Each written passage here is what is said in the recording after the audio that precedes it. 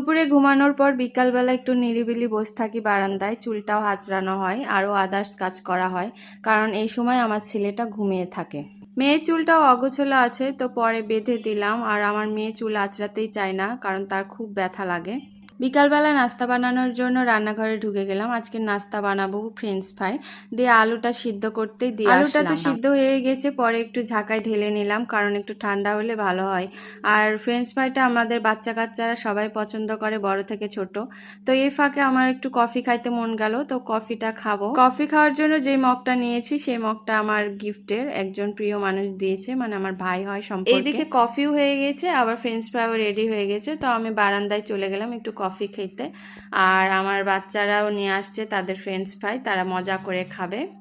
আসলে কি, বারান্দাতে একটু বাতাস হয়, খোলামেলা আলো বাতাস, এর জন্য খুবই ভালো লাগে জায়গাটা। আমার ছেলে তো সুন্দর করে সসটা ঢেলেও নিল, তারা এখন খাবে।